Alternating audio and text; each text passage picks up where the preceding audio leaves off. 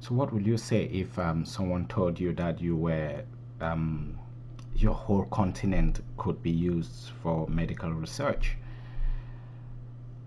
I know you will be shocked, depending on what it is. In the United Kingdom, people are paid £3,000 to participate in coronavirus research. Um, it's a choice they have to make. No one is forcing them. But this doctor thinks that Africans should be used for that research. And he commits two crimes. He says he's racist, and then he objectifies sex workers. And it's shocking, but not surprising because, well, of course, it's France. So watch, and if you don't understand French, just fast forward to the 4th minute and 30th second thereabout, where there is a loose translation of what he says exactly. Don't be too shocked.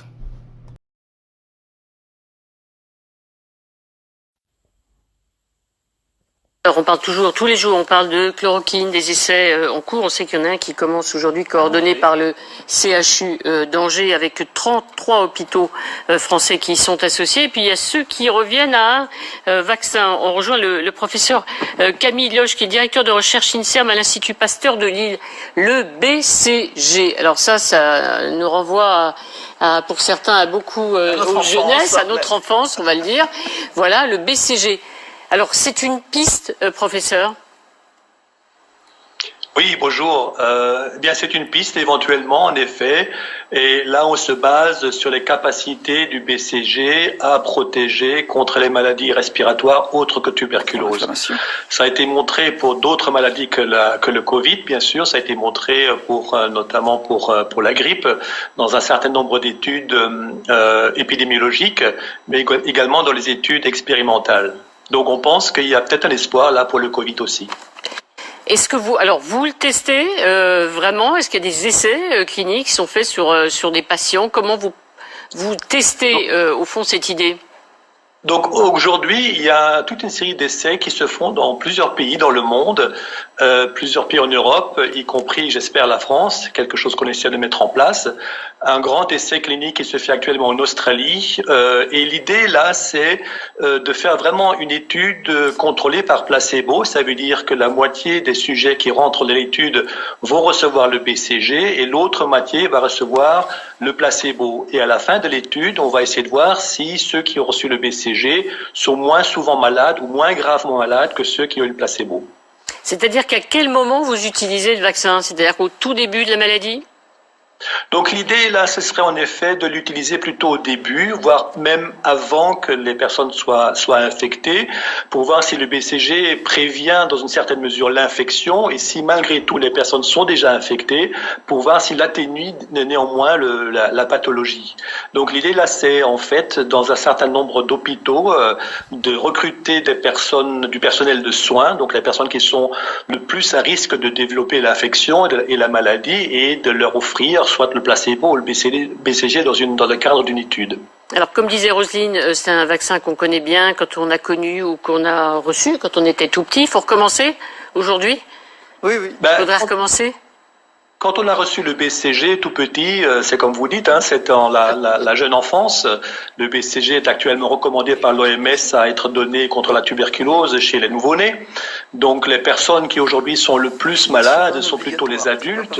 Et donc je pense que même si le BCG a eu un très bel effet au début, au bout de quand même une quinzaine d'années, son effet a certainement diminué et donc il est nécessaire éventuellement de revacciner. Professeur Loge, question du professeur Jean-Paul Mira, qui est le chef du service de réanimation de l'hôpital Cochin. Bonjour. Donc, Bonjour. J'ai bien compris que c'était pour éviter l'apparition de la maladie. Donc, c'est pour des sujets, on va dire, sains, initialement, ou bien alors pour éviter chez les patients qui vont développer de voir la sévérité. Le problème, c'est qu'on est en confinement avec des gens ultra protégés quand ils sont exposés. Puisqu'il y a d'autres stratégies qui apparaissent aujourd'hui en donnant des médicaments un peu comme la PrEP sur le sida, mais les gens sont tellement protégés quand ils sont exposés, il va falloir un nombre considérable de malades pour voir une différence, non? Qu'en pensez-vous? actuellement, justement, c'est un travail qu'on est en train de faire avec ma collègue Odile Launay pour établir en fait un chiffre qui nous permet d'avoir des valeurs statistiques convenables. Vous avez parfaitement raison. Actuellement, il y a d'autres mesures de prévention qui sont mises en place, ne fût-ce que les masques déjà. Et donc, peut-être la fréquence d'infection qu'on a actuellement, et je l'espère d'ailleurs, va diminuer dans les semaines qui viennent. C'est pour ça que cette étude est une étude à grande échelle dans plusieurs pays étrangers, et on essaie tous se coordonner avec le même type de protocole, avec le même type de vaccin, parce qu'il y a plusieurs BCG différents, et aussi avec le même type de placebo. Et donc on espère quand même d'avoir des chiffres suffisamment importants pour avoir une valeur statistique.